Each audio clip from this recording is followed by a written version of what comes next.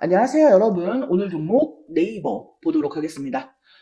네이버 최근 흐름이 굉장히 좋습니다. 지금 시장의 분위기나 흐름과 상관없이 굉장히 좋은 모습을 보여주고 있죠.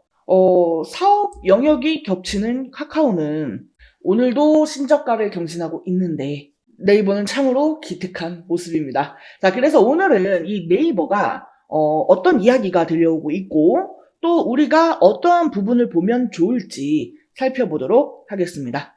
본격적으로 영상 시작하기 전에 구독과 좋아요 한 번씩 부탁드립니다. 자, 보면은요, 지금 네이버는 실적이 잘 나오고 있습니다. 이 쇼핑과 광고 쪽이 지금 분기 단위로 역대 최고 실적을 기록을 했기 때문입니다. 무엇보다 네이버 전체 매출의 80%가 쇼핑과 광고 쪽에서 나오죠. 그래서 네이버의 주가가 이렇게 상승을 하는 모습이 보여지게 되었는데, 여기서 지금 추가적으로 들려오는 소식이 뭐다? SK증권에서 아주 극찬을 했어요. 이 네이버가 구체화된 AI 활용 전략을 내놓았거든요. 그래서 어떤 내용인지를 한번 보면은요. 사실 지금 주가는 여전히 바닥이라고 볼 수가 있겠죠. 그럼에도 불구하고 이제 이 성장이 주가에 반영이 될 시기다라고 하면서 목표 주가는 기존의 24만 원을 유지를 했습니다. 자, 지금 이거는요, 되게 좋은 시그널을 주었다라고 볼 수가 있어요. 어떤 근거로 이런 이야기를 하고 있는가를 좀 보면은요, 일단 네이버가 제시한 비전들이 곧 있으면 구체화가 될 거라고 합니다. 그 중에서 우리가 주목할 부분이 뭐냐면요, 기존 서비스에 AI가 전체적으로 사용이 될 것이다. 이 연계가 강화되고 수익화로 이어지는 것, 그게 목표라는 겁니다. 특히나 요즘 네이버가요, 이 검색 쪽을 좀 약하다라고 하는 이야기들이 되게 많잖아요. 당장에 저만 해도요, 네이버보다는 구글 검색을 더 많이 사용을 해요. 그리고 또 요즘은 유튜브로 검색을 한다고 하는 사람들도 굉장히 많더라고요. 근데 지금 이거를 이 AI를 통해서 어느 정도 해소를 한다라고 하면은 지금 이 약점이라고 볼 수 있는 부분들을 어느 정도 케어를 할 수가 있겠다라고 볼 수가 있지 않겠습니까? 거기에 광고는 물론이고 지금 메인 캐시카우라고 할 수 있는 쇼핑까지 보다 더 쉽고 편리하게 사용할 수 있도록 하겠다. 자, 이런 부분도 기대를 좀 해볼 수가 있을 것 같습니다. 자, 그런데 솔직히 여러분들, 우리 온라인 쇼핑하면 보통 어디서 많이 주문을 하죠? 쿠팡. 이 새벽 배송이 되잖아요. 그쵸?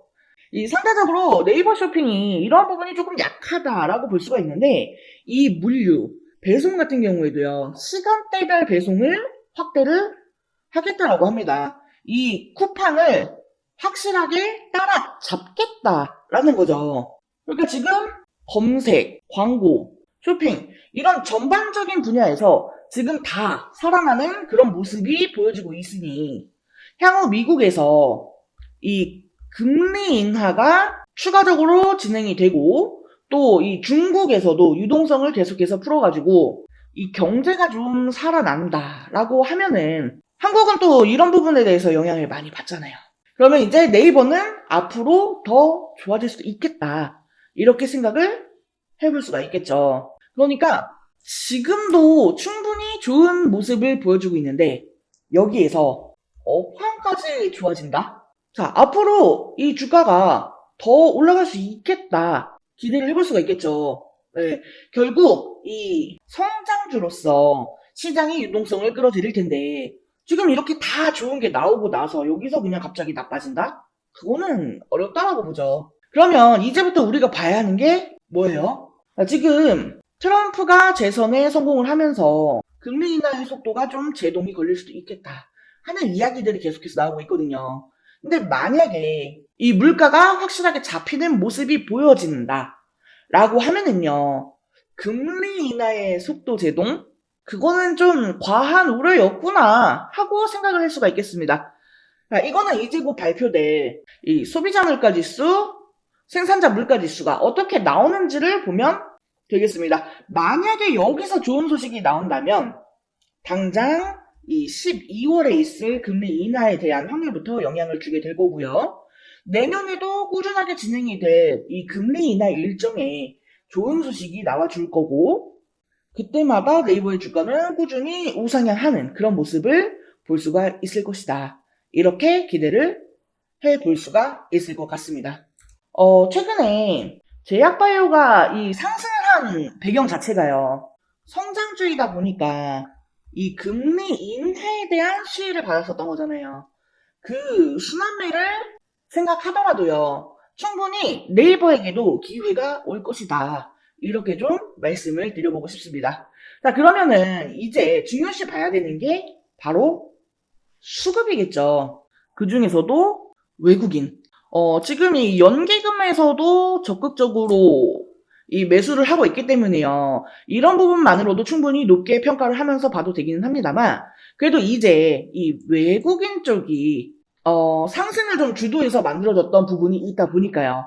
이 외국인들의 수급을 최우선으로 보는 것. 이거를 첫 번째로 염두를 해두시면 좋을 것 같습니다. 그리고 이제 이 금리 인하가 계속된다라고 하면은요. 이 주가는요. 그때마다 이렇게 한 번씩 쉬었다가 올라가는 이런 계단식 상승의 흐름이 나올 수도 있다라는 거. 이 부분도 좀 체크를 해두면 좋을 것 같습니다. 자, 그러니까 이 내용을 한번 정리를 해서 보자면요. 지금 네이버는요. 너무나도 좋은 모습을 보여주고 있어요.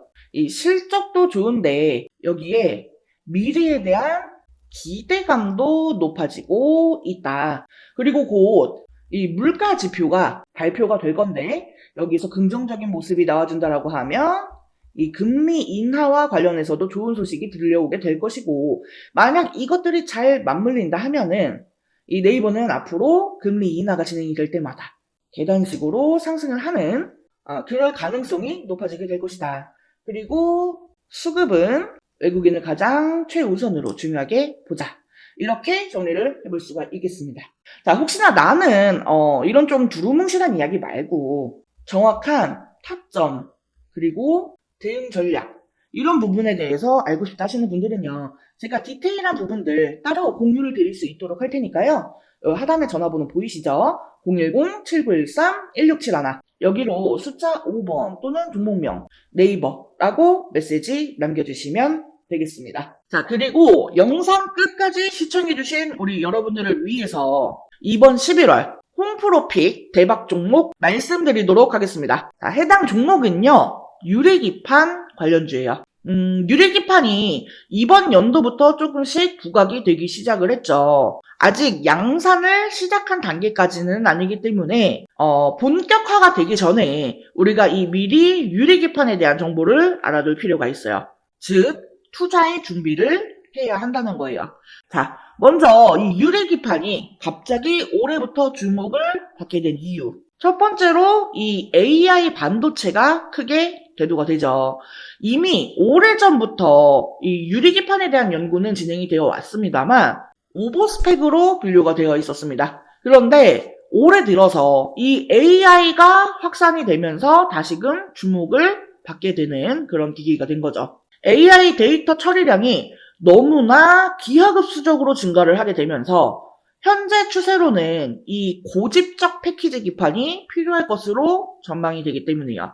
현재 AI 반도체를 만들고 있는 대표적인 회사는 엔비디아입니다. 그리고 엔비디아의 AI GPU는 TSMC의 코어스 패키지 기술로 제작이 됩니다. 이 TSMC의 코어스 방식은 서브스트레이트 위에 인터포저라고 하는 실리콘 기판을 올리고 그 위에 GPU와 HBM을 올립니다. 여기서 이 인터포저는요, 각 칩을 하나의 다이처럼 연결을 해주는 역할을 합니다. GPU와 HBM 등 이종 반도체를 하나의 패키지에 집적하기 위해서 사용하는 별도의 기판이라고 보시면 돼요.